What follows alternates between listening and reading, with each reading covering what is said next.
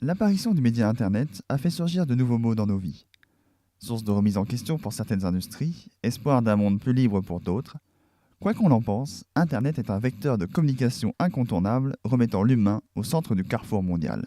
Après la télévision, laissant le kidam absorber ce qu'on lui propose, les nouvelles technologies lui permettent de s'exprimer, de créer et d'échanger, comportement plus proche de la nature humaine s'il en est. Les jeux vidéo ont très tôt cherché à mettre à profit les nouvelles technologies pour pousser le réalisme et la compétition à son paroxysme, et il y en a pour tous les goûts. De nos jours, difficile d'imaginer un jeu d'envergure sans son mode multijoueur, permettant à tous les joueurs de la planète de se rencontrer en temps réel pour disputer une partie via Internet. Trackmania est l'un d'eux. Au menu, courses enflammées à plus de 100 pilotes, vitesse hallucinante, prise en main rapide, ainsi qu'une particularité, un éditeur de circuit. L'éditeur de circuit de Trackmania permet à tout un chacun de créer les pistes de ses rêves et de les partager ensuite. Des centaines de milliers de circuits existent et constituent un élément essentiel du succès du jeu, le renouvelant sans cesse au gré des envies des joueurs. Ce documentaire se propose de vous emmener à la découverte de la communauté du jeu Trackmania. Doté de plus de 5 millions de joueurs, ce jeu est sans aucun doute représentatif des comportements que l'on retrouve au sein des diverses communautés de jeux sur Internet. De quoi dresser un panorama objectif des joueurs d'aujourd'hui. Première surprise, on est loin de l'ado en mal-être total et trouvant un exutoire dans le jeu. Ne le dites pas trop fort, il paraît que tout le monde joue. Disons que je passe du temps sur internet pour mes loisirs ou genre MSN, des choses comme ça. Ou autant pour mon travail également, mais non, je suis pas geek du tout, quoi. Je vis avec mon temps, on va dire, mais je suis pas une accro d'internet ou de l'informatique. Je vais sur des forums, des blogs de mes copains des fois, puis sinon sur des jeux, je suis sur MSN aussi souvent, mais je joue principalement sur des jeux. Ceux qui utilisent internet, c'est une majorité. Mais je pense que ceux qui s'intéressent vraiment et qui créent un minimum comme moi, c'est plutôt une minorité. La plupart du temps, sur internet, c'est chatter, un peu l'équivalent des SMS, quoi. Sur internet pour parler, pour, je sais pas, voir les actualités sur des stars. Discuter, c'est un relationnel, c'est pour regarder contact avec des gens sympas. Oh mais là je parlais plus culturellement, si tu veux participer à un forum, ça t'apporte pas grand chose, quoi. À part une pseudo-vie sociale, enfin tu vois, tu rencontres des gens sur internet, quoi. Je sais pas si c'est un autre Des temps, cultures numériques, après j'ai l'impression que c'est un peu restrictif, quoi. Mhm. Il y a que ça. En fait, on sait lire encore aussi, on fait la musique aussi. C'est le même monde, quoi. C'est le même monde, juste on communique avec des ordinateurs et on peut trouver aussi bien des gens bien que des gens mal intentionnés, quoi. So yeah, I think we're really the first generation of adults who play games. I mean, by habit. I think there are people older than us who have got into playing games, but not. I think there's more people our age because we grew up with them. It's like saying to someone these days, do you watch television? C'est plus les plus vieux qui ont l'esprit un peu plus jeune, comme par exemple Scorpius, lui, on dirait qu'il est resté un peu dans un coin de sa tête un peu enfant, donc forcément ça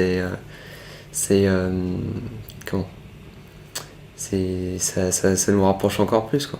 Comme je disais tout à l'heure, il n'y a pas d'âge. Pour moi, il n'y a pas de jeune. Enfin, oui, il y a fatalement du jeune et du plus vieux, mais non, il y a des joueurs. On s'éclate avec d'autres joueurs. Après, on apprend qu'ils ont 14 ou 20 ou 30 ou 50. C'est pas une barrière, quoi.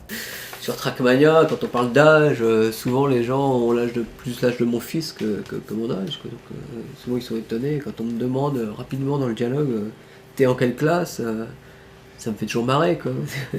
Ça fait bien longtemps que je suis plus dans aucune classe. Je sais qu'il y a des plus vieux que moi, le papa apparemment est plus vieux que moi. Je ne dis pas que je suis jeune, je dis que je n'ai pas vieilli, c'est la nuance. Je ne dis pas que je suis jeune. Moi, tant que j'aurais envie de jouer, c'est que j'aurais pas vieilli, c'est que je ne serais pas foutu. Mais je ne dis pas que je suis jeune pour autant. Le père de ma femme, qui est à la retraite aujourd'hui, il joue à Trackmania, quoi. Et il adore ça. Et mon fils qui a 3 ans, il joue à Trackmania. J'ai vu un père et son fils qui faisaient tous deux la compétition à Trackmania Nations. Bah, moi, ça me dérange pas. Je suis complètement imbriqué dans le virtuel, mais ça paraît souvent bizarre pour ceux de mon âge ou même les plus vieux. Une sociabilisation par le jeu vidéo. Ouais, non, bah c'est vraiment ça en plus. C'est vrai que j'ai toute une bande de potes maintenant chez les LR qui sont comme des potes de tous les jours. You do feel like you can know, if you speak to people on MSN for long enough, over years, you probably think that you know them. But I don't know if you do or not. I'm not sure. J'ai des amis, j'ai envie de dire que j'ai une dizaine d'amis sur Trackmania. Je dois connaître une 50-60 personnes avec qui je parle beaucoup. C'est récurrent, ça revient souvent, etc. Et après, c'est des connaissances. Et là, on est peut-être sur 200, 300 personnes. C'est des noms que je connais comme ça. Au début, un jeu vidéo, c'est on rencontre un avatar, un monsieur qui s'appelle Dark Vador 67, ou un truc comme ça. c'est un pur inconnu, quoi. C'est pareil dans la vie réelle, il y a plein de gens, ne serait-ce qu'au boulot, il y a plein de gens qu'on connaît par le boulot, et c'est pas forcément des amis, mais même si on les connaît bien, c'est pas forcément des amis. Et ben, avec Internet, ben, c'est pareil. Internet, Trackmania, il y a aussi des gens qu'on connaît, qu'on voit régulièrement, mais qui ne sont pas des amis, et d'autres personnes qu'on considère comme des amis parce qu'on connaît mieux, parce qu'on a des affinités avec eux, et donc là ça devient des amis, quoi.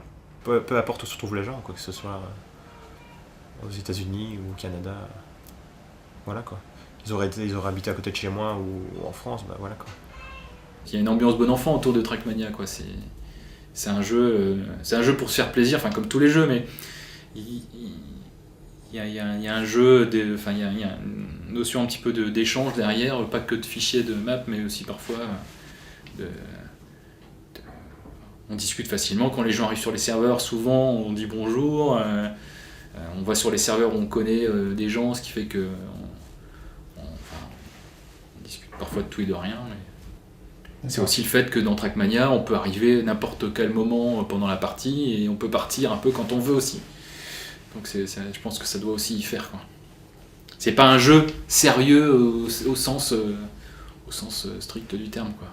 Des potes du jeu et des potes de la vie. Il y a deux catégories de potes pour moi.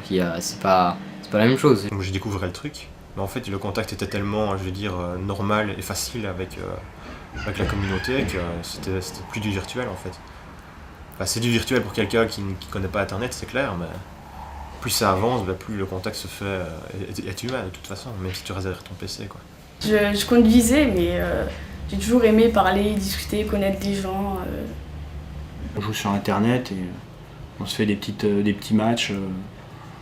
C'est histoire de vivre quelque chose ensemble, quoi. Et pas tout seul dans son coin.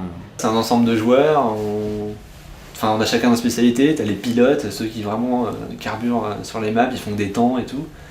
T'as ceux qui créent des maps, t'as ceux qui font des skins, t'as ceux qui créent des logiciels comme Nesgul pour faciliter comme ça l'installation des maps et des skins. Moi je faisais plus les sites web comme ça pour regrouper les données.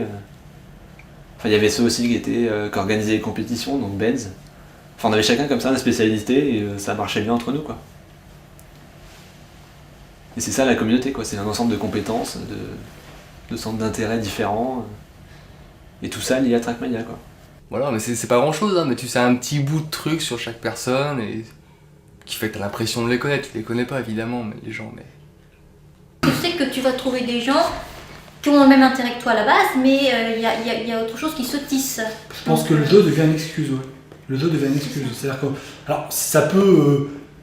On peut se dire, tiens, Trackmania en fait devient accessoire, mais en fait, Trackmania, c'est le déclencheur, mais après, c'est la communauté qui nous garde, qui nous maintient.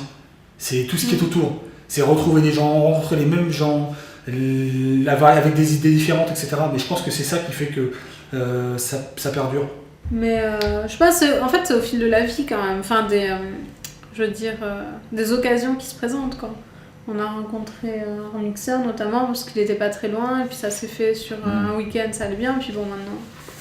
Mais je sais que c'est vrai que si on a l'occasion de se balader en France et qu'on sait qu'il y a quelqu'un, je pense qu'on connaît bien et Ouais. qui habitent dans le coin où on va aller, je pense qu'on essaie de le dire, et Ouais. puis qu'on essaye de se rencontrer. Enfin, moi, je sais que c'est des envies comme ça que j'aurais. C'est formidable de pouvoir rencontrer des gens qui sont à 500 km, quoi. C'est quand même le gros intérêt, quoi, de voir des gens de tous azimuts, quoi. Ça mixe, quoi. Ça mélange, c'est un gros brassage. C'est ça, qui est formidable. Donc à partir du moment où il y a un petit événement autour d'une communauté que j'apprécie, pour un jeu pour lequel je tiens une belle passion, il n'y a pas à demander pourquoi, j'y vais, quoi, c'est normal. C'est comme un fan de saucisson, il va aller à la foire aux saucissons de sa ville, quoi. En gros, c'est comme si on était autour d'une table en train de déconner, quoi, avec des copains, quoi. C'est ça, quoi.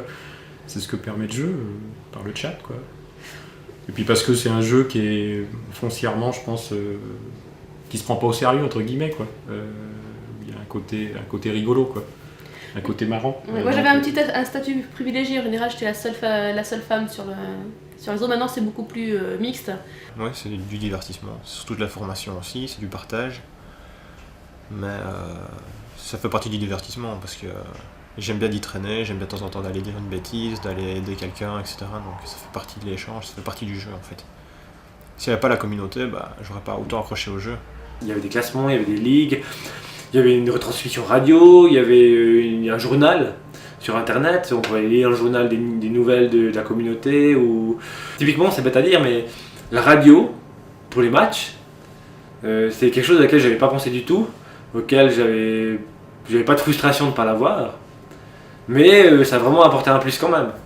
Donc l'expérience radio de TM Radio pendant une année entière, de septembre à juin, ça a été quelque chose de vraiment sympathique, avec une bonne équipe, c'était vraiment super. Ça me permettait donc de combler un rêve, faire de la radio, un rêve de gosse, parce que j'ai toujours, à côté des bagnoles, été fan de musique et de radio, et en même temps traiter d'un sujet qui me concernait, d'une passion, Trackmania, donc c'était au top, quoi. Tout était réuni pour faire une belle année à 1 heure par semaine de plaisir. C'est assez surprenant, mais c'est contraire, c'est sympa. Ce ne sont pas des joueurs qui sont là que pour jouer, mais c'est des joueurs avec lesquels on peut discuter. Et ça casse en plus le cliché du joueur qui ne pense qu'à ça et ne sait pas faire autre chose. Il y a entre guillemets presque de l'amitié qui s'est liée, quoi. Donc ça fait plaisir d'avoir des amis par internet et sur un jeu. Il y a tout ce qui se passe autour qui viennent s'ajouter et qui fait qu'après on fait partie d'une espèce d'univers et que on a l'impression de faire partie d'une famille. Alors certains diront famille virtuelle parce que ça reste un jeu, les gens jouent chez eux, etc. Il n'empêche, comme je disais tout à l'heure, il y a des équipes qui se créent, des groupes qui se créent et donc les gens se rencontrent. Et c'est comparable dans l'état d'esprit. Alors que l'association, généralement, c'est différent. Dans la vie réelle, c'est des statuts, c'est un but précis. Et alors que les communautés, c'est on aime quelque chose, on se met autour. L'aspect communautaire d'un jeu, ça se décide pas, quoi. Ça est ou ça n'est pas, quoi. On met des blocs, on arrive à faire quelque chose à la fin. Avec les maps, c'est ça, c'est un aspect un peu Lego. Ouais, non mais c'est vrai, quand j'étais petit, je jouais vachement Lego, quoi. Quand j'étais petit, je dessinais beaucoup. Mais je veux dire, pendant 8 à 10 ans, j'ai plus rien fait en fait. Donc ça a sûrement réveillé l'aspect créatif que j'avais quand j'étais plus petit en fait. Ou quand j'étais petit, je jouais sur les tapis, tu sais, sur le tour des tapis. Je faisais des circuits de voiture avec le tour des tapis. Voilà, donc ça correspondait vachement à ce que j'aimais bien faire. Puis comme un peu beaucoup de gamins, on a joué au Lego, je fabriquais des choses. Quand j'étais enfant, comme je l'avais dit, j'avais 5-6 copains qui venaient régulièrement chez moi pour jouer aux jeux vidéo, puis c'était des moments extraordinaires, c'était des moments géniaux, c'est des super souvenirs, c'est des moments d'échange super. Ça ouvrait une autre dimension, sans être vraiment seul devant son écran, avec plus de monde, et du partage, quoi.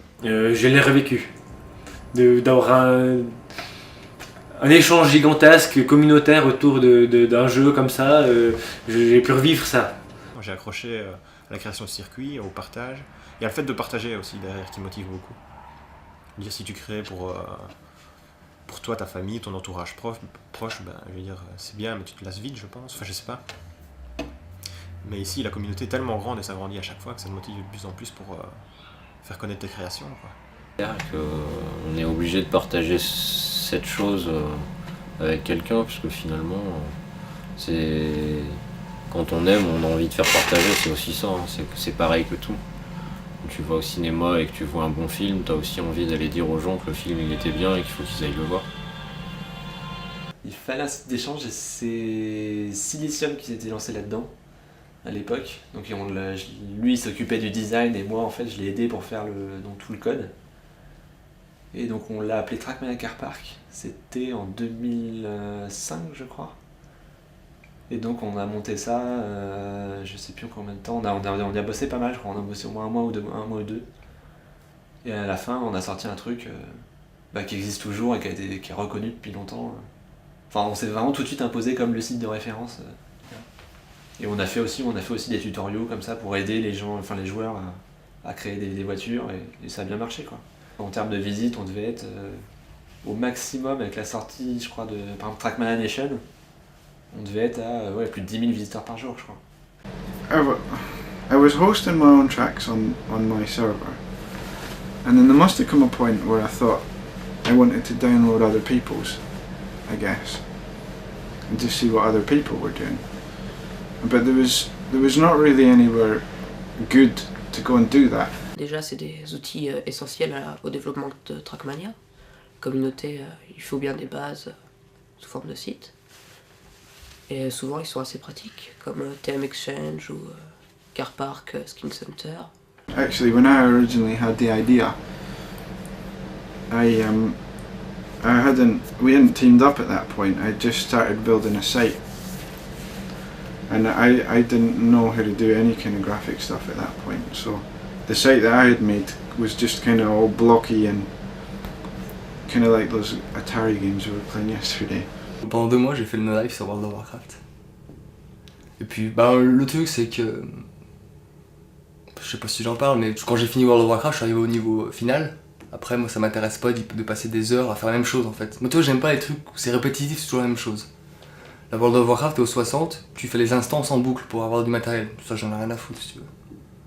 For everyone, what I mean with that is you have games like Unreal Tournament and Half-Life 2 that offers you editors and offers you the benefit of creating your entire levels, but you have to be a tech head for that. You need to be almost an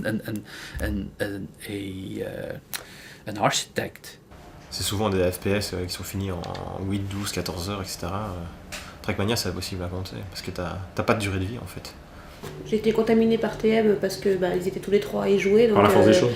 Voilà quoi, j'étais enceinte à table dite de canapé. Enfin, je passais mes journées sur le canapé, sur le lit, j'avais pas le droit de bouger et tout. Donc c'est quand même bien un écran, faut bien le dire. Hein, et j'étais contaminée comme ça quoi. C'est vrai que TM était sympa tous les soirs là. J'ai voulu arrêter, mais j'ai pas réussi, je sais pas. C'est de la longévité, on sait même pas trop comment l'expliquer, mais il y a un paquet de joueurs qui sont restés des années sur le jeu quoi. Trackmania, à chaque fois que tu joues, c'est un jeu différent, enfin c'est un circuit différent en tout cas. C'est ça, c'est un gros intérêt quoi. C'est qu'il n'y a aucune répétitivité dans le jeu. C'est pour ça que 5 ans plus tard, ouais, c'est ça. Je suis toujours là. Ça se borne plus seulement au jeu. Ça permet de sortir du jeu et d'entrer dans un domaine différent. Dans l'absolu, moi je suis un créatif technique, ouais. Je dis toujours, j'ai absolument zéro aptitude artistique. Ce que je fais c'est toujours moche, mais c'est toujours fonctionnel. Genre je sais pas dessiner, voilà, modéliser une caisse ou faire un... Enfin je me débrouillais quand même quoi, j'avais quand même des idées et des... Enfin c'est pas le côté créatif visuel quoi, c'est plus des idées de concepts ou de choses comme ça quoi. Yeah, I think I've always been quite creative in whatever I've done. So yeah, painting is a creative thing to do. It's just literally the ability to be able to start with nothing, and then go off into your own little world of painting, and at the end you end up with a mess. Or I always think I end up with a mess for a few days, and then after a week or so later, after I've finished, and I look at it and I think, oh, it's not too bad. Je te fais participer à ça, mais je suis comme un gosse en fait. J'adore lui montrer ce que j'ai fait. Je suis même fier de lui montrer ce que j'ai fait. Et donc elle vient me dire après ce qu'elle en pense. Qu'elle en pense plus ou pas moins, c'est pas grave, mais j'ai besoin qu'elle voit ce que j'ai fait. C'est rigolo. Et moi je fais un oui, c'est très beau. Oh, c'est très bien. Il y a même Step RS27, qui a un nom compliqué, mais mais qui a acheté le jeu juste pour skinner en fait. Qui ne joue pas, enfin qui lance le jeu juste pour tester ses skins et que sa grande passion c'est Photoshop et il fait du Photoshop sur les skins et il fait des super screens avec. Et il s'éclate. Mais il joue pas, donc c'est un choix, je trouve ça énorme. Mais... You can be a graphist, you can be a musician like I do. I like to make music for Trackmania, to race on, to propose a little bit of variation from the standard music.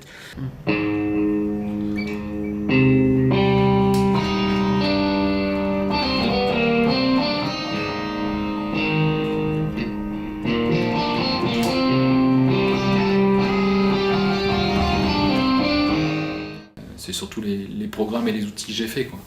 En essayant de se mettre à la place des membres d'un membre de la communauté ou d'un joueur, et puis voir qu'est-ce qui pourrait être utile. Finalement, qu'est-ce qui m'est utile à moi, et puis après, est-ce que je peux, sans que ça me prenne 3 siècles, essayer de faire un truc qui marche bien, quoi. Enfin, qui marche, qui peut s'appliquer à tout le monde, quoi. Trackmania m'a permis aussi en créant cette team, de me lancer dans des trucs que j'aurais jamais fait sans Trackmania. Faire une skin par exemple, ça nécessite à l'époque il n'y avait pas d'éditeur de peinture, ça nécessitait de travailler sur un logiciel de dessin, que ce soit Photoshop, PaintShop Pro, donc ça je me suis lancé là-dedans. J'ai aussi voulu faire un site internet, bon j'étais trop mauvais là-dessus en HTML, donc je me suis lancé un peu dans le HTML. Il y a eu aussi la radio. Donc il fallait un peu maîtriser un logiciel de son pour faire des chroniques. Enfin, il y a plein d'à côté en fait que j'aurais peut-être jamais fait sans Trackmania, grâce à son potentiel de création. Quelqu'un qui est arrivé sur Trackmania Sunrise et qui s'est fait connaître tout de suite, c'est Starbuck. Qui a fait une vidéo de ouf. La première vidéo hollywoodienne, je crois que c'est lui. Avec des effets de fou, une caméra super bien placée, une vidéo fluide, enfin un truc trop bien quoi. C'est lui qui a lancé ça, je pense d'ailleurs. Quand on est un peu plus vieux, quand on adore les séries comme Les Rues de San Francisco par exemple, ou les Starsky Hutch, il y a des façons de filmer dans ces séries-là que on peut, si on est sensible à ce genre de cam, on est libre de faire vraiment. Dans Trackmania, on la manipule comme on veut la caméra, c'est ça qui est excellent. C'est clair qu'au début, quand on ne connaît pas l'outil, donc que ce soit le logiciel de montage ou l'éditeur de replay de Trackmania, on est obligé, on peut pas faire des trucs trop complexes, quoi, puisque de un, on n'a pas les idées pour le faire, et de deux, on n'a pas, on sait pas le faire. Et après, plus on avance, plus on a découvert des trucs, et en fait, à partir de la connaissance de l'outil qu'on peut manipuler, il y a les idées qui viennent, quoi. L'imagination, ça vient surtout de ce qu'on peut vivre, autour de nous dans la vraie vie. Tout ce qui peut nous influencer. Quand je vois TMZap, par exemple, c'est des concepts de folie, c'est des idées géniales, et pourtant on a l'impression qu'on avait tout vu en vidéo.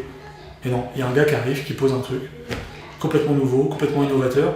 Pourtant c'est un concept qui existe dans la télé, mais ils ont réussi à le retranscrire via Trackmania. Bravo. Alors TMZap, c'est une sorte de zapping en fait, comme Canal+, mais à la sauce Trackmania. C'est ce qu'on voit, ce que la plupart des gens peuvent voir à la télé, donc la plupart des personnes peuvent voir le rapport en fait qu'il y a entre la vidéo sur Trackmania et ce qu'on peut voir à la télé. À partir du moment où la vidéo est finie en fait, c'est à partir de là qu'on est fier, parce qu'on se dit qu'on a réussi à faire quelque chose qui est quand même assez nouveau.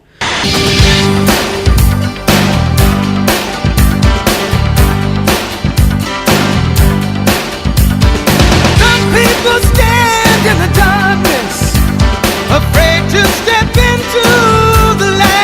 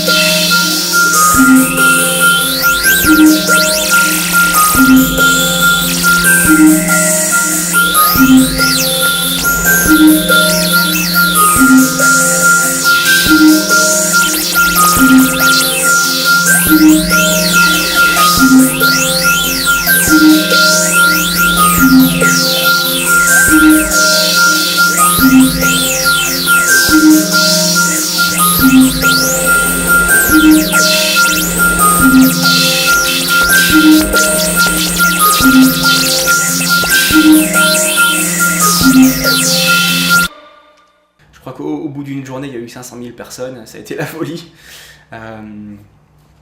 Et il y a eu beaucoup de blogs qui ont commencé à en parler, de blogs très célèbres comme Joystick avec un Q, comme Coerus, et pas mal de sites bien vus sur internet qui ont fait pas mal de publicité pour la vidéo. Et je pense que c'est comme ça qu'on a atteint un chiffre aussi énorme, c'est qu'il y a eu un gros buzz autour de la vidéo. C'était une des vidéos les plus vues du web à une époque. Ça me fait un article dans Libération, et encore aujourd'hui, il suffit de lire les quelques pages disponibles en démonstration du Guinness des jeux vidéo, il est cité dedans. Faut pas penser en termes d'argent pour tout, quoi. C'est en termes de passion, en termes de fun. Sinon la vie est triste si tu t'amuses pas, si tu penses qu'à l'argent.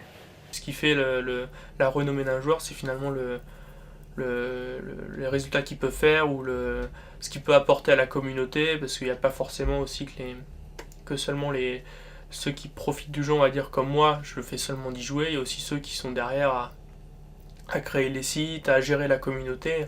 Ces personnes-là sont aussi connues, quoi.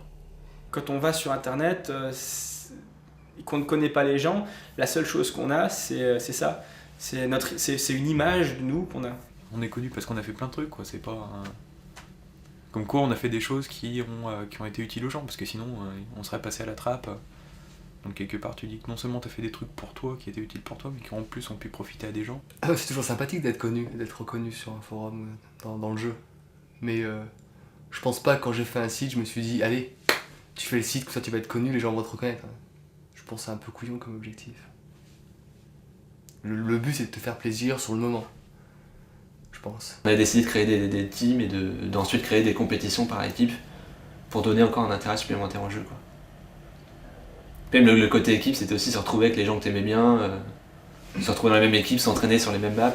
Une équipe, c'est des règles à respecter. Donc pour moi, si on m'impose des règles, il faut les respecter. Et si je suis dans une équipe, je me sens obligé d'aller avec eux, faire l'entraînement du soir, ou faire le match de tel jour, ou participer au tournoi de telle date.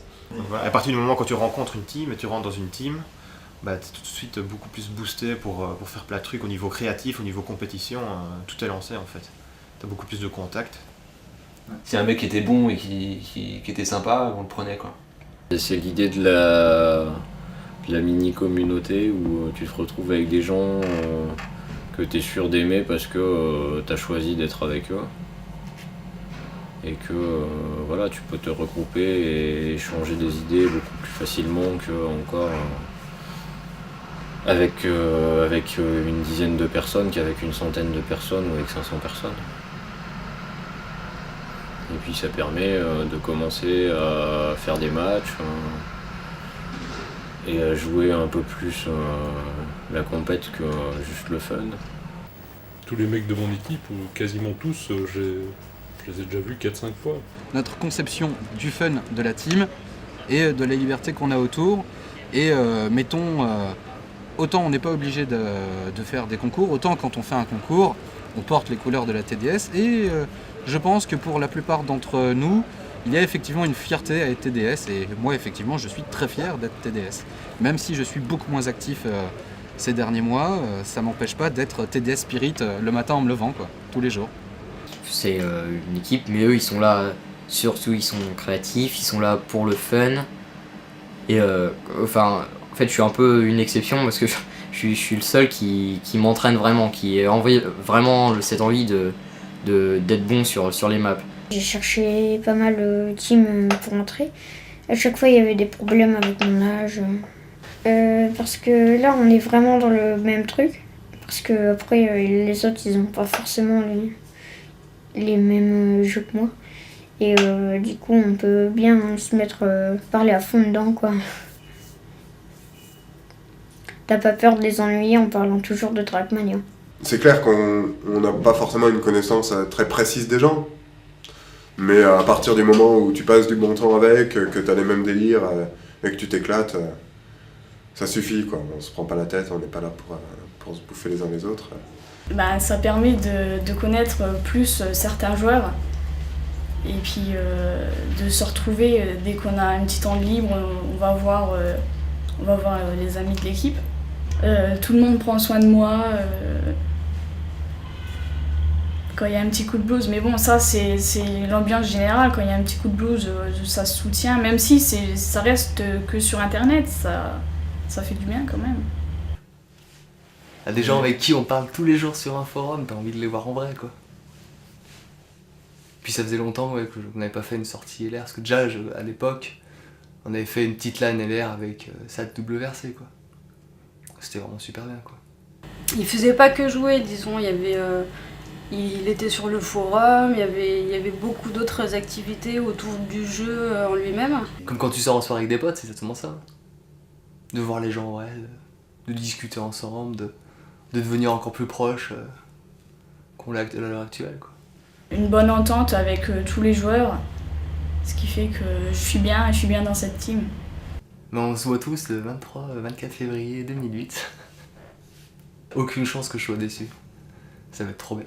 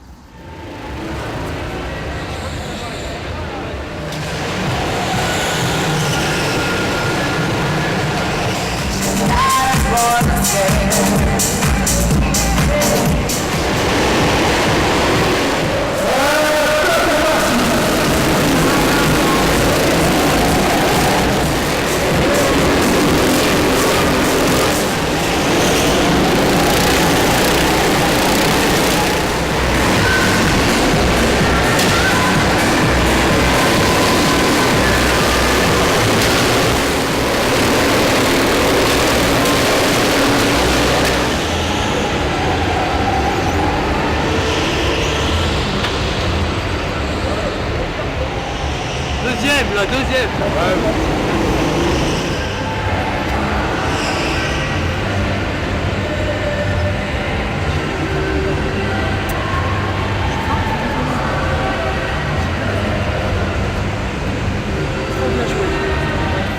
Voilà, le premier, normal. Le meilleur, toujours. Comment as-tu senti la course? Est-ce que ça a été dur? Non, facile. Quel était ça fait de mettre 2 tours et 9 secondes au dernier? Oh, je suis modeste, ça va. Sixième. Il est nul. Nul à chier. Désolé. Peut mieux faire, c'est vrai.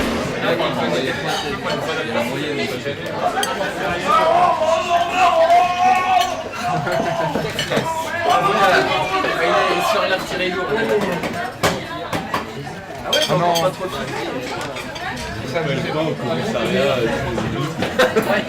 T'aurais dû la prendre au commissariat. Je veux bien au commissariat.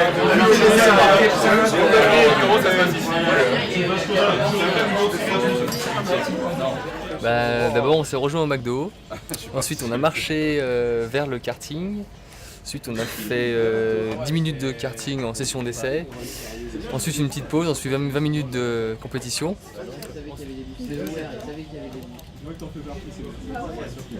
Je vais tout doucement, c'est histoire d'assurer les trucs. Ensuite un Flams, et maintenant la LAN quoi. Ah non. Non. C'est quoi cette merde? Oh là là, c'est abusé. Paris, je ne sais pas. Saint-Étienne, Paris, Metz, je ne sais pas. Saint-Dizier pour Doucette. Et après, je ne sais pas. Avec ma power-up, je sais pas pourquoi, ça n'a jamais été ma. Oui, mais Nike, il est trop rapide là, je peux pas. À chaque fois que j'arrive, je te dépasse.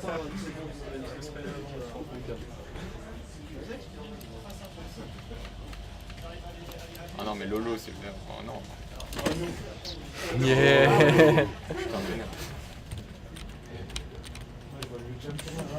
Je suis très concentré. Bon, on se crie dessus. On s'insulte. Tu gagnes? Bah là je gagnais, mais là tu me déranges, tu vois. Non, il gagnait pas. Quel mytho. Ce type d'événement, c'est une curiosité quoi, pour des gens qui n'ont pas vécu dans les nouvelles techno ou dans les ordinateurs. C'est vrai qu'on en prend plein les yeux quand même. Et puis surtout, on découvre une forme de réalité, quoi. Pour des gens qui n'ont jamais joué à un jeu vidéo, qui est quand même... ça existe, hein, des gens qui n'ont jamais joué à un jeu vidéo et qui se sont même jamais intéressés à leurs enfants ou à leurs petits-enfants qui jouent à un jeu vidéo, qui n'ont jamais essayé de comprendre ce qu'il y avait derrière. C'est-à-dire pour qui c'est totalement étranger. Mais il y a des gens, hein, il y a des gens, voir un clavier ou une souris, c'est pas possible, quoi. Il faut surtout pas que ce soit dans le champ de vision, quoi. Ça leur fout les boules. Donc rentrer dans un univers comme ça, et d'un seul coup voir des centaines d'ordinateurs, des écrans géants, des images en 3D d'un réalisme parfois bluffant, d'une vitesse d'exécution, voir des jeunes y jouer, des filles, des commentaires, de la musique, des gens qui applaudissent, c'est une autre planète. Mais ça fait jamais peur. C'est-à-dire que j'ai jamais vu des gens venir voir l'organisation et dire « Oh là là, mais c'est quoi ce truc? Arrêtez tout de suite, je vais appeler la police. » quoi. Il y a toujours eu un respect, déjà de la performance humaine et technologique que c'est de le monter. Et puis c'est plus une découverte. Yeah, I mean at the start of it I remember you get kind of that butterflies thing where you're really up for the race and hoping that you don't mess everything up because you've got, your team relies on you as well. There's only 3 people in the team. Je fais de la course à pied du VTT. On va dire en VTT il y a une bonne sensation de vitesse lorsqu'on fait des randonnées ou des trucs comme ça. Sur Trackmania il y en a aussi, vu que c'est un jeu de voiture qui est très rapide. Donc les sensations sont totalement différentes. En VT il y a une sensation de vitesse physique et Trackmania il n'y a pas vraiment de sensation de vitesse physique. On va dire on est plus ce niveau de la vue. En fait on voit que la voiture va c'est très rapide. De toute façon c'est différent, le sport électronique,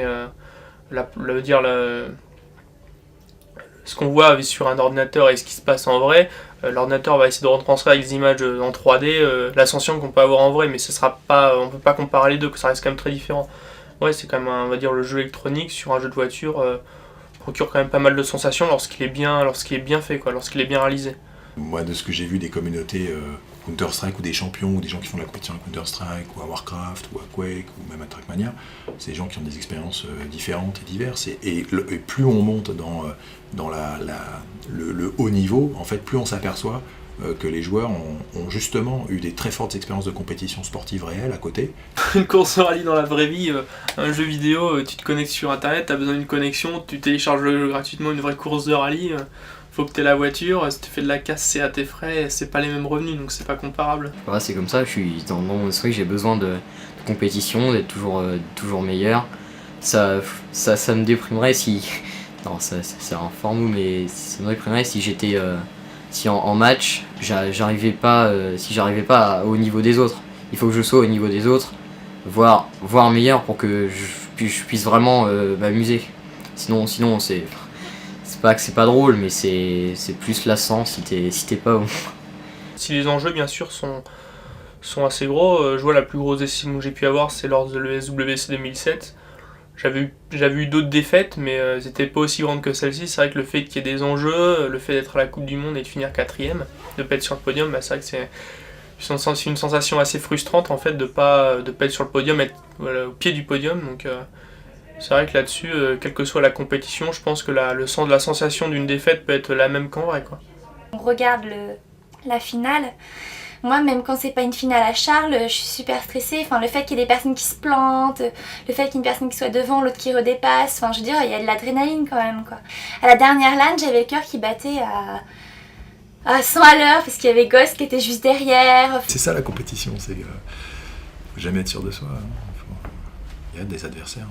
Il y a le temps des autres, il y a la situation, il y a le stress. Alors il n'y a pas que des coupes de Trackmania. Trackmania c'est juste là en fait, il y a juste l'étagère. Trackmania il n'y a pas toujours des coupes qu'on gagne, souvent c'est des lots comme il y a là. J'ai une tour, une alimentation, donc souvent c'est des lots informatiques.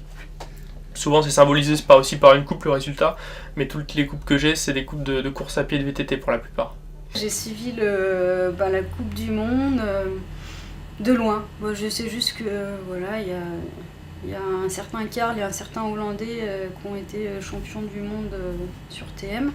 Moi je compare par rapport à mes études, c'est un peu pareil aussi. Moi j'étais en concours l'année dernière en médecine, c'est un petit peu ça. Bon, t'arrives première à un contrôle, l'autre on te redépasse, comme c'est un concours, faut que tu le redépasses. Enfin, c'est assez simple, enfin, c'est de l'adrénaline quoi, ça te fait peur et puis en même temps, je veux dire, t'aimes bien le fait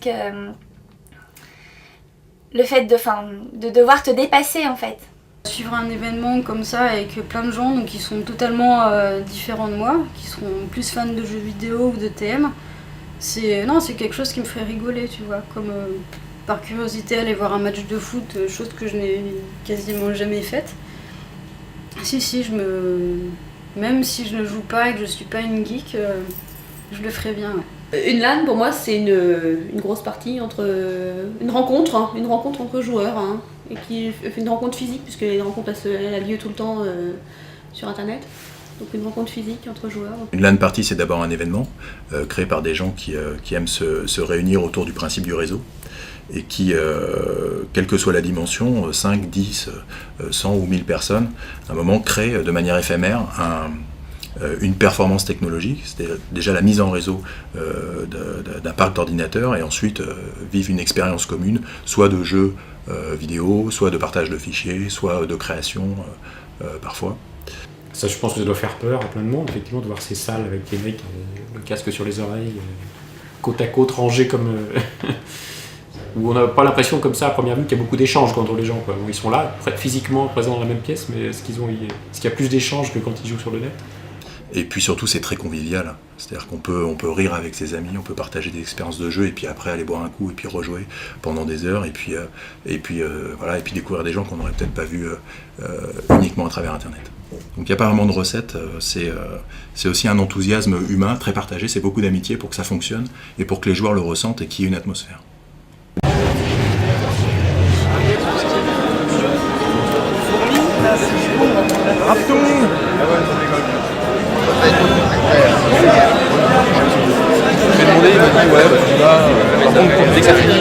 Ici, vous êtes dans ce qu'on appelle une LAN party, hein, donc un rassemblement de joueurs.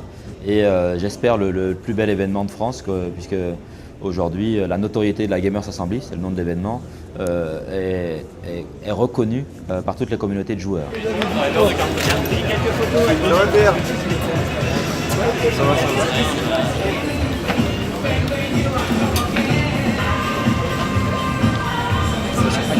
C'est l'association Futuroland que je préside qui organise cet événement et on peut dire aujourd'hui qu'on commence à être rodé sur l'organisation d'un tel événement.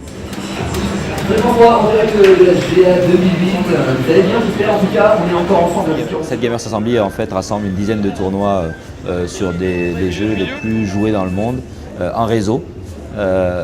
Donc habituellement plutôt des jeux d'action, des jeux de combat, parfois des jeux de foot et puis maintenant des jeux de sport automobile avec le jeu Trackmania. Donc c'est vraiment un rassemblement de plusieurs communautés de joueurs. Là on est au Futuroscope pour 3 jours avec des tournois très relevés puisque sur la plupart des tournois on retrouve les meilleurs joueurs et les meilleures équipes de France. Aujourd'hui beaucoup de joueurs viennent tout simplement pour le prestige de gagner la Gamers Assembly, un petit peu comme on aurait le prestige de gagner Roland Garros. Viennent aussi parce que nous proposons énormément de dotations. Et enfin, beaucoup, mais peut-être la majorité, viennent pour le plaisir de jouer.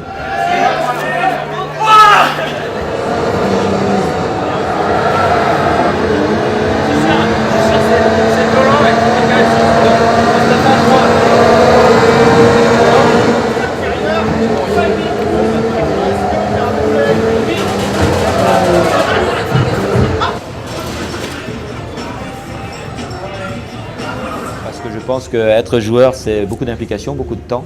Je le vois très bien puisqu'on a une quarantaine de membres et il y a 39 joueurs.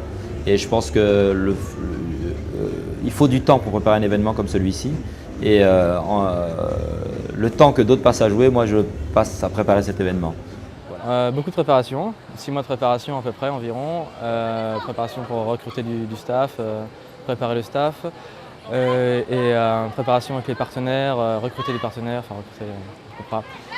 trouver des partenaires qui veulent bien nous supporter au niveau réseau parce que c'est du gros matériel, une grosse infrastructure. C'est du matériel de cœur de réseau, de grosses entreprises Ce qu'on a besoin, c'est du matériel qui est capable d'encaisser 1000 joueurs, voire même 1000 PC en tout. Je suis en licence pro sécurité réseau, mais sinon déjà la passion pour les LAN, puis la passion pour tout ce qui est réseau, informatique, un peu comme tout le monde ici je crois. Aujourd'hui, il y a 40 bénévoles dans l'association et 120 personnes sur place. Toutes les personnes qui participent aujourd'hui à la manifestation ont payé leur billet de train ou leur essence pour venir à la GA et personne ne leur rembourse leurs frais.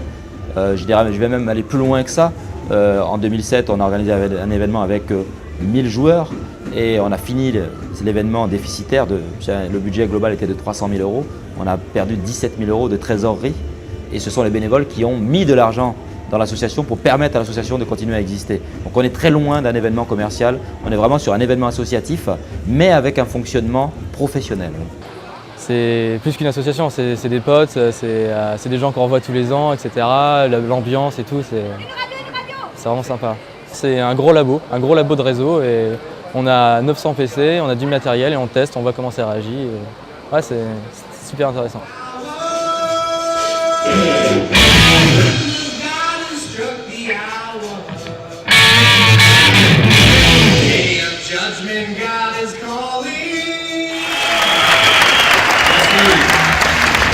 Alors vous votez pour qui, le virtuel ou le réel?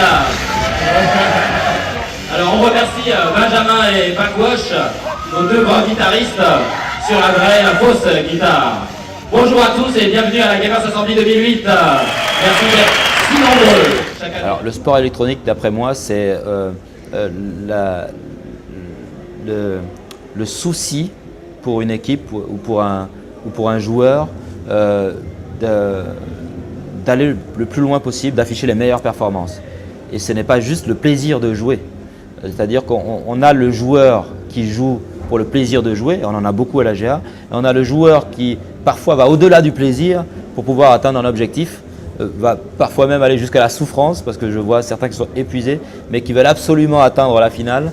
Donc je crois que là on peut parler de sport dans la mesure où, comme un sportif de haut niveau, il y a ce souci de s'entraîner tant d'heures par jour, le souci de participer aux événements les plus prestigieux pour arriver vraiment au top. Et je crois qu'il ne faut pas se cacher les choses, tous les sportifs ont un ego et je crois que c'est important pour eux d'arriver tout en haut de la pyramide. Alors aujourd'hui c'est quelque chose qui est quand même très répandu, hein.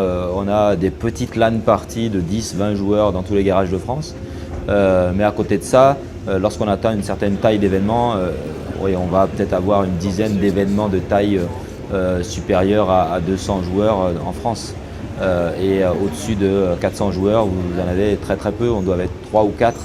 Et donc nous, au-delà de 500 ou 600 joueurs, nous sommes les seuls effectivement à proposer une manifestation regroupant 800 joueurs en LAN party. Le simple terme sport électronique fait sourire.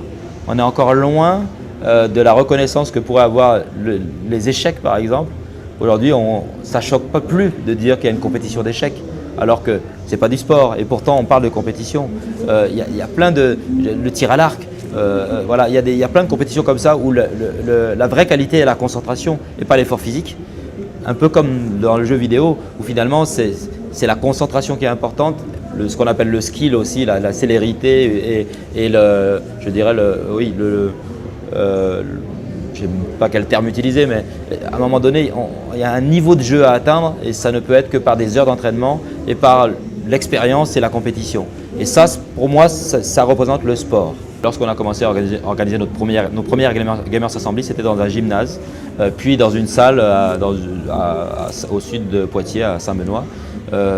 Et on a atteint un seuil, on avait toujours 500, 600, 800, 1000 personnes en liste d'attente. Donc à chaque fois on grossissait chaque année et on a atteint les limites de la salle qui était 350 personnes.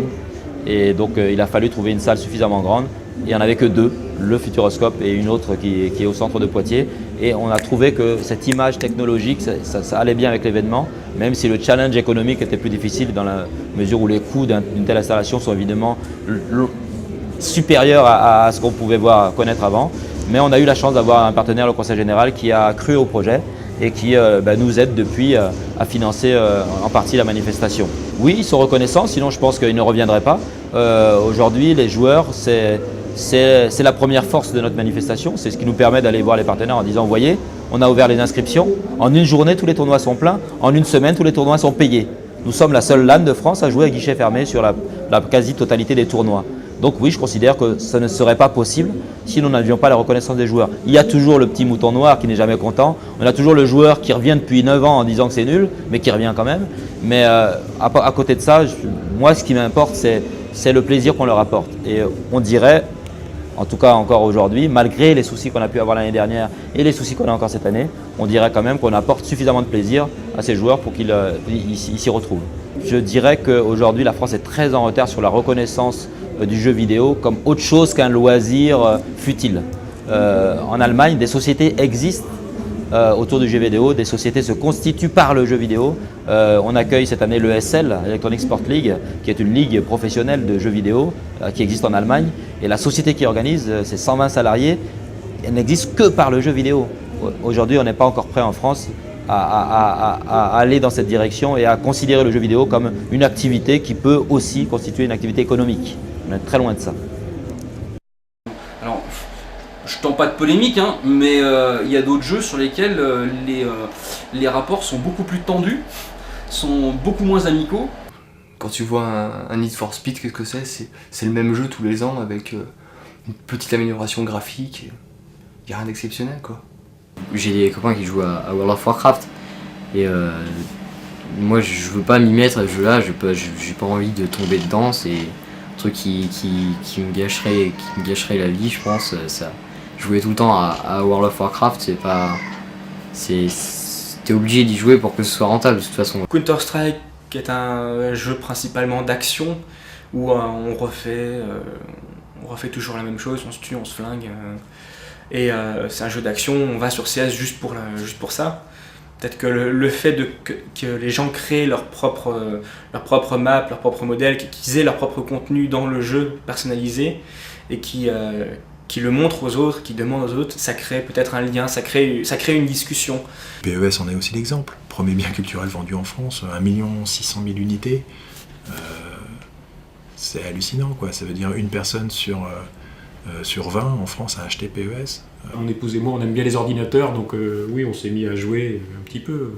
Des jeux de voiture, des jeux un petit peu spectaculaires, des choses comme ça, mais pour ce qu'on appelle des joueurs, on n'est pas de l'époque console, tout ça, on n'a pas connu ça. Enfin, voilà, on est un petit peu la génération après. Donc, et on n'est pas du genre à passer 4 heures tous les soirs à jouer sur l'ordi. Quoique. J'étais à la fac, donc j'avais 10 heures de cours par semaine, j'avais beaucoup de temps libre, quoi. Donc je cherchais un jeu comme ça pour passer un peu de temps libre. Et je suis tombé donc sur Trackmania, quoi. J'étais en licence avec Sadik des Lanternes Rouges et on n'allait plus en cours. À cause de Trackmania. On était à fond sur le jeu, le matin on se levait, on disait Trackmania jusqu'au soir. Ça a vraiment démarré, tu vois, la folie internet, Trackmania, ça voilà, c'est venu tout ensemble. Ça fait 4 ans qu'elle est là avec TM et qu'elle supporte encore, alors on peut dire qu'elle est tolérante. Et c'était Trackmania, forcément quoi, c'était trop, donc au bout d'un moment ouais, j'ai même dit oui c'est bon, ton jeu il est bien mais passe à autre chose quoi. Je pense que ça la faisait un peu chier que ça joue tout le temps, j'imagine qu'en couple... D'ailleurs quand j'ai eu ma copine après, encore du Trackmania? Bah oui, tu choisis pas, tu fais des sacrifices. Tu sacrifies Trackmania, tu sacrifies pas la copine, faut pas... T'arrives à t'impliquer dans TM, mais à ne pas faire que du jeu. C'est vrai que moi, quand je disais que j'en faisais trop, c'était pas forcément que je jouais trop, mais que je passais trop de temps à faire d'autres choses, même, mais pour TM, quoi. Je pense que les filles qui vivent avec des gens comme Ricard Doussan, qui sont passionnés de ça, c'est vrai que c'est très lourd parce que quand l'homme est là sans être là, moi ça me convient pas et je sais pas si d'autres vivent ça, mais d'un autre côté c'est vrai que je suis contente pour lui parce qu'il peut valoriser et je trouve qu'au final il peut aussi utiliser ses connaissances et ses compétences pour faire d'autres choses. C'est vrai que de là, de Trackmania, tu peux décliner sur d'autres supports aussi et voilà, et donc voilà, c'est vrai que Trackmania lui a apporté ça. Lui apporte déjà le côté communicatif parce qu'il adore être en contact, communiquer, rigoler, etc. Ça il adore. Ça lui apporte un réseau de connaissances, de contacts, soit qui reste via le net ou via les micros et tout ça, ou alors des gens qu'elle a pu rencontrer concrètement. Donc ça c'est déjà un enrichissement personnel en termes de contacts. Et puis enrichissement effectivement en termes de savoir-faire, je pense. Trackmania, et je veux dire, comme on a une petite famille à nous, il a su gérer son temps sur l'ordi et son temps avec nous, quoi. Puis en général, en fait, quand il est sur Trackmania, je travaille ou des choses comme dans le style, quoi. Donc ça va, on arrive à gérer tout ça sans problème, quoi. Ouais, non, je suis vraiment super contente que justement, quoi, il ait une activité comme ça. C'est bien, quoi. Je suis contente pour lui. Comme ça, je reste à la maison, comme on disait. Comme ça, il reste à la maison. Oui. C'est vrai que c'est pratique, franchement, d'avoir une activité sur l'ordi, tout en étant papa avec un petit bout qui doit rester à la maison pour dormir. Donc c'est bien pratique, en fait. Ah, c'est clair. Ah, c'est exactement ce qu'il nous fallait. Ça nous apporte même à nous deux, quoi, en fin de compte, puisque quand on part en LAN, on part dans une autre ville. On était parti près d'Aurillac, je sais plus c'est quoi la petite ville qu'on C'était Ide, on a été à Ide. On a été à une LAN à Ide et du coup c'est la montagne, donc on a pu se promener aussi. C'était pas forcément que la LAN, quoi, il y a aussi les alentours, des choses... Toi, comme tu dis, t'as plein de choses autour qui font qu'il n'y a pas que la compétition, quoi. Ouais, voilà. Donc même pour nous, c'était bien, quoi. Au début, c'est vrai que moi, quand Trackmania est sorti, j'ai eu peur, mais sinon, je me suis bien aperçue qu'il passait pas sa vie à faire ça et que... Quand tu restes chez toi devant ton PC, c'est assez monotone. Voilà. Après, une fois que t'extériorises, en fait, finalement, cette discipline et tu le fais autre part ou tu te déplaces autre part, tu découvres d'autres choses et puis c'est pas le cadre fait que ça devient finalement assez sympathique, quoi. Non, il n'y a pas de conflit. Hein. Non, il n'y a pas de conflit. J'ai une femme et une fille, donc, de 7 ans bientôt. Mais bon, ça se passe bien. J'arrive on va dire, à gérer mon truc, on va dire, pour pas nuire à la vie de famille, quand même. C'est quand même ce qui compte. Hein. Négatif, c'est le temps qui passe sur l'ordinateur. Positif... il n'est pas au bar du coin. On se voyait beaucoup sur le même serveur. Oui, sur les mêmes serveurs. Après, on s'est connus sur les forums et sur Xfire et MSN, on va dire. Mais c'est vrai que moi, je traînais avec pas mal de CS. Oui, aussi. C'est toi qui es j'allais sur leur forum souvent aussi, quoi. Oui. Donc, et puis elle est apparue. Je sais pas, je t'ai pas remarqué plus que ça au début. Et puis je sais pas, ouais. Ouais, je sais pas, on va en chattant un petit peu sur le jeu. Et puis oui, on a fait des soirées TS. On a fait des soirées avec TeamSpeak et tout. Et puis beaucoup. Puis après en fait, les premières, on va dire, rencontres privées, c'était sur Xfire. Ouais. Où là, c'était la première fois qu'on s'est parlé hors jeu. Voilà, que tous les deux en fait. Hors jeu, tous les deux. Donc là, oui, ça a quand même beaucoup contribué, je pense. Puis, voilà, ça s'est fait doucement, sans trop qu'on s'en aperçoive. Sans trop qu'on s'en aperçoive, en fait. Et puis, voilà, petit à petit, ça s'est resserré. Et puis après, ça paraît comme une évidence. Et puis voilà, quoi. Donc, après, il y avait l'histoire de l'éloignement, qui était un peu compliqué. 500 km, quand même. 500 km. Et un an après qu'on était mariés. Ouais, un petit peu plus d'un an après. D'abord, ça faisait un gâteau original. Ouais. Comme un Trackmania original. Voilà. Non, mais oui. C'était une façon quand même de le... Ah TM sera toujours dans notre vie. Voilà, c'est un symbole pour nous, quoi. Ouais, c'est un symbole de notre rencontre, de notre amour aussi. Symboliquement, c'est un truc... c'est fort. Ouais. En fait, au bout de 4 ans, je pense que j'aurais du mal à quitter le jeu. Je sais pas, j'ai l'impression qu'il a grandi en même temps que moi. Même si en ce moment j'ai plus trop le temps d'y jouer, dès que j'ai un petit moment de libre, je me dis allez hop, je vais le lancer. Je sais pas, c'est une attirance qui est restée là. Une relation sur internet, ça vaudra jamais ce qu'il y a dans la vraie vie. Ça m'a vraiment rien enlevé de ma propre vie. Ça m'a pas retiré des amis. J'ai pas divorcé non plus. Comme tout, de toute façon, que ce soit les jeux vidéo ou la bouffe ou la télévision, il faut savoir faut savoir se donner des limites, quoi. Et même si ça t'apporte toute une vie à l'intérieur, c'est vrai que tu perds ta vie à l'extérieur, donc c'est pas forcément la meilleure des choses. On doit nous traiter de psychopathes, je pense, c'est possible. Les gens extérieurs à ça, j'entends. Mais et je pense que j'avais peut-être des raisonnements extrêmement durs vis-à-vis de ça quand j'y étais pas. C'est quand même très difficile de faire comprendre aux gens que voilà, il y a des gens de 20 ans, 30 ans qui jouent aux jeux vidéo et c'est pas grave quoi. Ça fait partie aujourd'hui de l'environnement dans notre société, ça fait partie des loisirs. Ouais, j'ai souvent le t-shirt Trackmania parce que en même temps, ça me permet de montrer aux autres que Trackmania existe et que moi je suis pour. En même temps, tu vois, c'est un peu comme si j'avais mon panneau en train de dire Trackmania quoi. C'est comme si tu disais ah ouais, moi je suis fan des pièces de monnaie, je collectionne les timbres. C'est comme les gens qui sont fans d'un truc et qui en parlent, qui pourraient en parler des heures et des heures. Trackmania, c'est pareil. Enfin, pour moi. Ouais, j'aime bien mettre le t-shirt, mais bon, je vais pas dire non plus pas me trimballer tous les jours et le laver tous les jours parce qu'il faut que j'ai le lendemain pour aller parader en rue. Bon, ça va, quoi. Je veux dire, il y a d'autres choses dans la vie. Il y a d'autres choses que Trackmania dans la vie. C'est quelque chose, c'est un jeu passionnant, c'est un jeu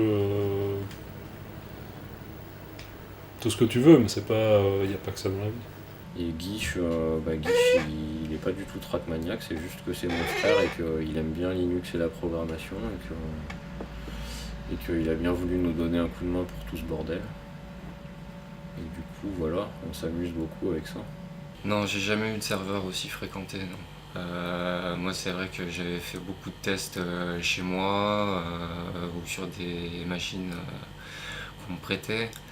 Mais c'est vrai qu'avoir autant d'utilisateurs et rapidement de façon aussi internationale, c'est vrai que c'était quelque chose un petit peu nouveau.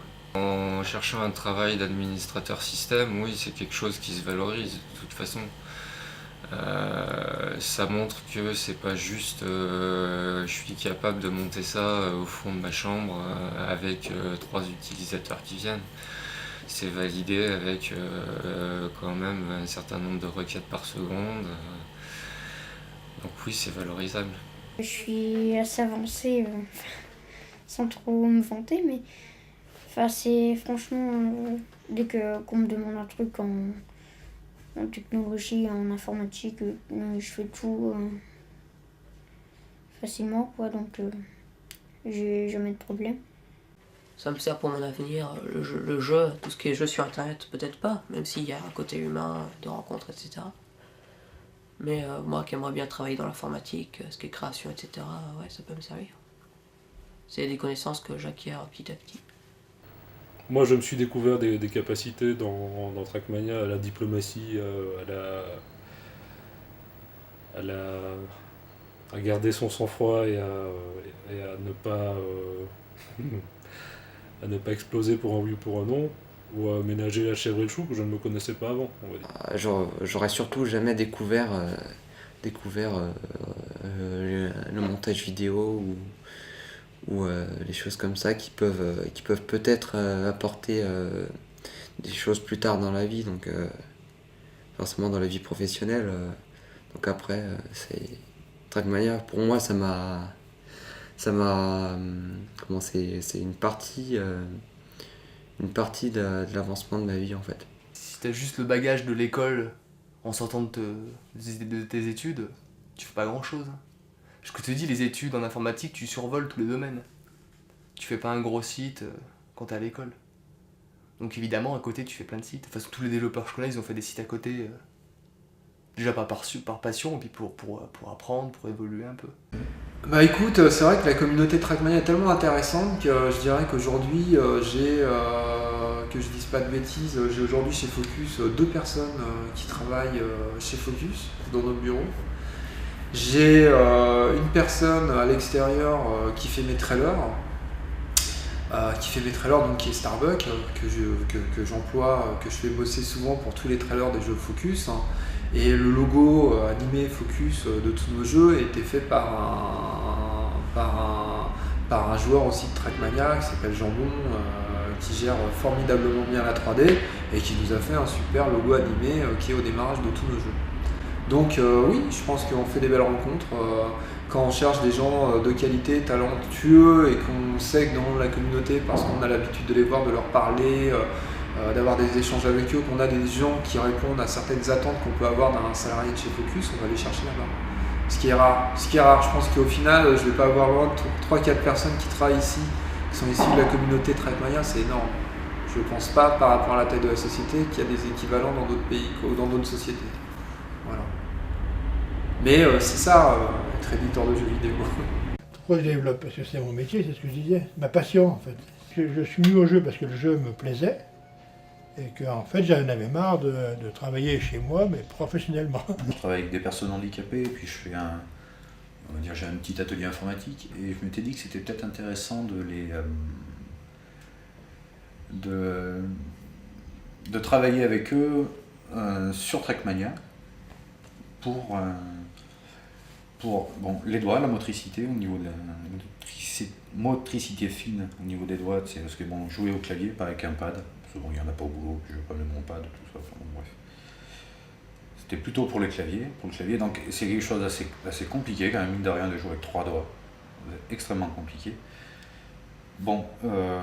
Ça, et puis repérage dans l'espace, Trackmania c'est en 3D, donc j'ai fait des petites maps, vraiment toutes bêtes, hein, pas des lignes droites quand même, avec des virages donc quand même tournés, et quelques checkpoints, et puis un repérage en expliquant simplement, vous partez de là, vous allez jusque là, si vous loupez, vous pouvez appuyer sur entrée, vous recommencez, tout ça.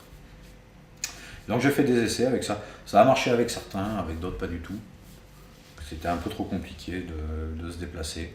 Mais d'autres arrivaient à faire des temps sympas, quoi. C'était bien. Et franchement, ils ont assez vite capté. Alors après, faire des maps un peu plus grandes, essayer de pas qu'ils se perdent, tout ça. Enfin, vraiment un repérage, quoi. Essayer de voir où est-ce qu'ils vont et tout. C'était plutôt en fin de séance que je faisais ça. C'était l'instant ludique, tu vois, du truc. Et ça marchait bien, quoi. Franchement, ça marchait bien, c'était sympa.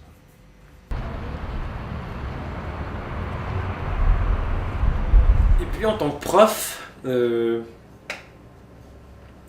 y a eu un moment où je commençais à un petit peu me lasser de toujours donner des punitions à mes élèves. Et puis que les très bons élèves, ceux qui faisaient vraiment tout ce qu'on leur demandait, qui étaient vraiment adéquats par rapport à ce qu'on leur demande de faire, n'avaient pas vraiment de récompense. Puis je trouvais ça un peu dommage parce que j'avais des fois l'impression d'être que méchant. Et puis que ça allait m'user, puis que j'allais facilement m'user avec ça, puis d'avoir l'impression de devoir que taper sur le clou de ceux qui ont de la peine, ça te fait moins aimer ton métier. T'es moins motivé, tu te dis voilà, j'ai encore dû l'engueuler, j'ai encore dû lui donner une punition, j'ai encore dû lui faire 20 remarques. Et puis fatalement, comme ces élèves-là attirent ton regard, tu te focalises plus dessus. Tous les bons élèves qui font bien leur boulot, qui sont très chouettes et puis qui sont super et puis qui sont vraiment très positifs et très constructeurs, tu t'en occupes moins, puis tu prends moins de temps pour eux. Puis je trouve ça pas normal. C'est mon professeur principal, Monsieur Bergerand, qui a décidé de mettre à disposition ce jeu de voiture dans sa classe, pour les élèves qui travaillaient assez bien pour avoir droit de jouer au fait. Donc c'est comme ça que ça a commencé. C'est un jeu, c'est pas hyper compliqué à diriger, justement ça reste à la portée d'un peu tout le monde quand même.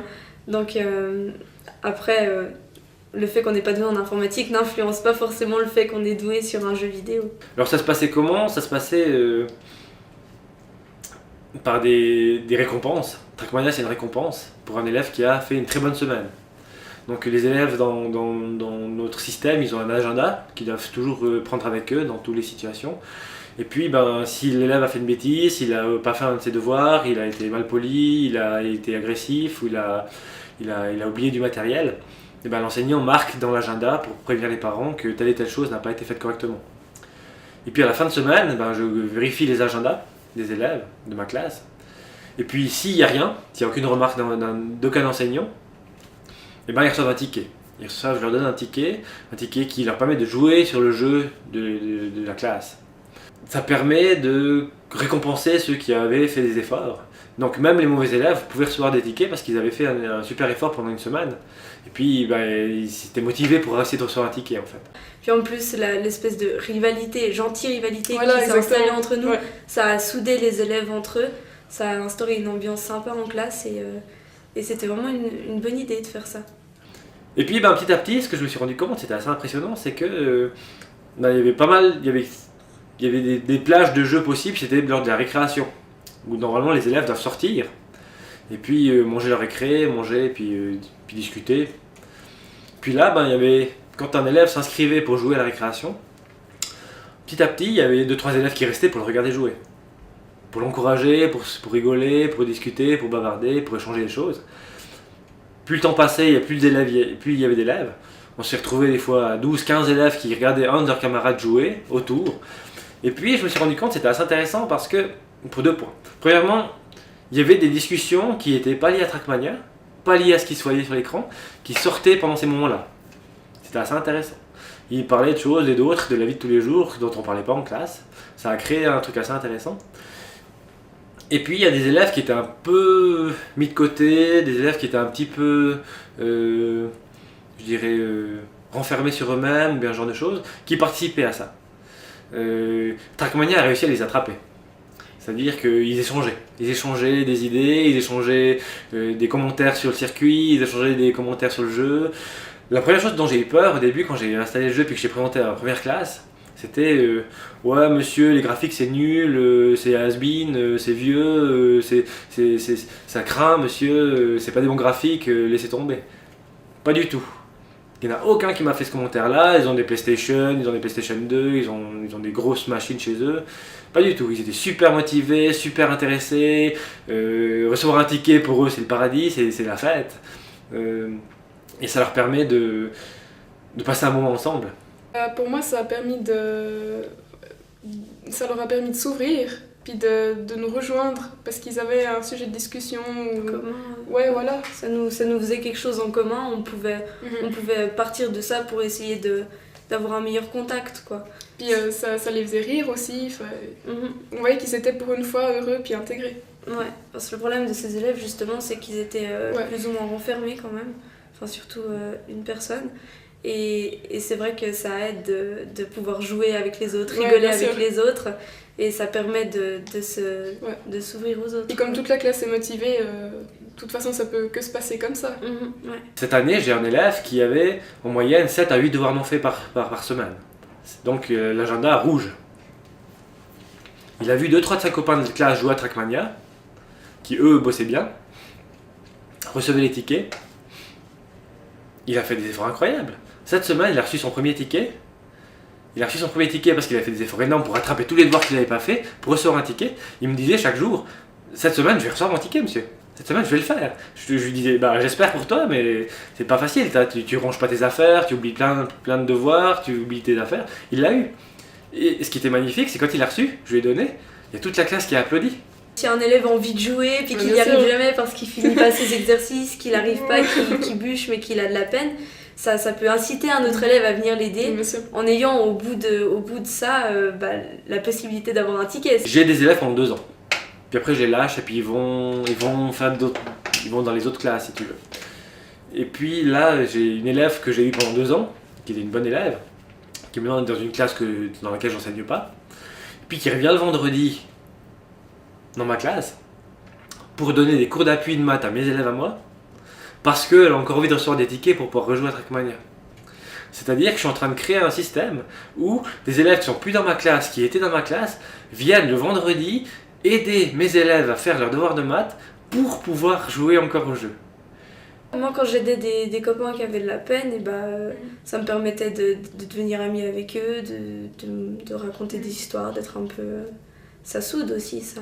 Mais à l'heure actuelle, je vois absolument aucun collègue qui serait prêt ou intéressé à lancer ça dans sa classe, à poursuivre l'aventure dans une autre classe en fait. De poursuivre ce que j'avais commencé à expérimenter moi.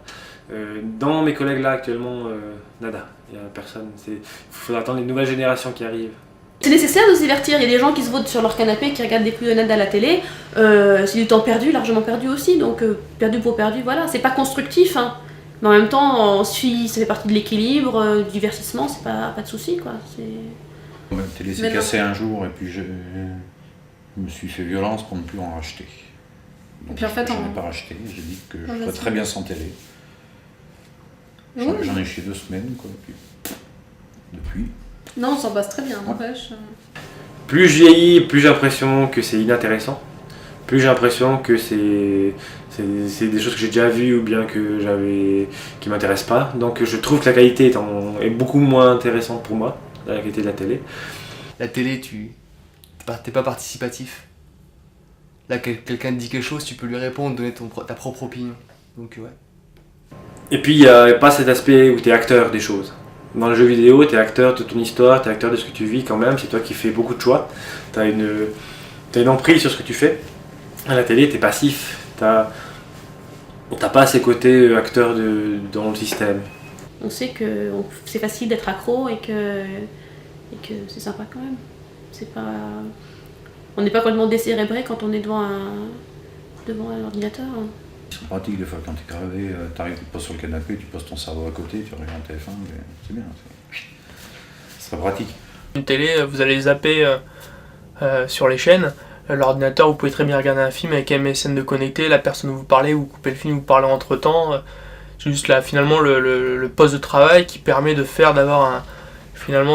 beaucoup plus d'activités devant cet écran que de regarder la télé et passer son temps finalement à zapper ou rester planté devant en fait. Je vois les vieux, mes parents, tout ça, ils bouffent la télé si tu veux, on leur donne l'information TF1, a priori c'est vrai pour eux. En 2003, l'internet c'était pas non plus le gros boom qu'il y a maintenant, hein. Il y a 4 ans, pas toutes les familles avaient internet à la maison donc... Moi je la regarde peu la télé, enfin plus trop quoi. D'ailleurs je pioche mes news sur internet, c'est pas sur TF1. Ça m'apporte que je peux recouper les informations avec beaucoup de sites. Grâce à la magie du RSS, je reçois les news de plein de sites différents qui me permettent de me faire ma propre opinion. T'es pas assis comme un con dans ton canapé. L'image de TF1 elle est pourrave sur les jeux vidéo. Ils sont en guerre sur les jeux vidéo depuis pas mal d'années mais non. Il y a qu'à l'époque de Tomb Raider 1 et 2 qui c'était c'est trop bien. Mais non c'est les jeux violents machin. Alors pourtant on a des jeux de Trackmania. Chaque fois que tu vois un reportage sur les jeux vidéo, qu'est-ce que c'est? C'est le mec avec Counter, un no-life complet.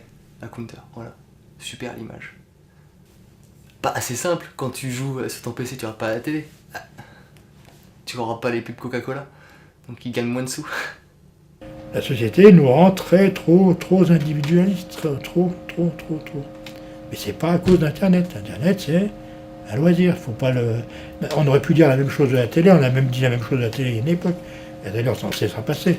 Il y a eu la radio, il y a eu la musique, il y a eu plein de choses qui font qu'on a dit c'est à cause de ça, ça cause... Non. Je pense qu'il y a autant à se soucier des heures passées sur MSN, sur Internet, devant la télévision que devant le jeu vidéo, et tout ça c'est partie d'une hygiène de vie à avoir. C'est quand même très difficile de faire comprendre aux gens que voilà, y a des gens de 20 ans, 30 ans qui jouent aux jeux vidéo et c'est pas grave. C'est pas grave. Ce n'est pas grave. Qu'ils soient d'éveil ou d'action, les jeux vidéo font recette. Pour preuve, les records d'affluence au salon qui leur sont consacrés, comme le Festival des jeux vidéo, se positionnant comme le 3e événement mondial en la matière. Internet n'est plus un mot nouveau. Le stade de l'assimilation est depuis longtemps dépassé. Certains prédisent même de nouvelles formes de démocratie, remettant le traitement et la possession du plus grand nombre d'informations au cœur des enjeux de pouvoir futurs. La génération Y et les suivantes ne s'en laissent plus compter, instaurant de nouvelles règles, exigeant dans leur travail des responsabilités au moins équivalentes à ce qu'ils ont pu toucher du doigt via ce qui reste pour eux le média. Et Trackmania? À l'heure où vous verrez ce documentaire, il aura plus que dépassé les 5 millions de joueurs et aura conquis, tout comme Internet, votre petit-fils, votre gendre, vos frères et sœurs, vos neveux, vos cousins, votre femme, votre mari, vos anciens camarades de classe.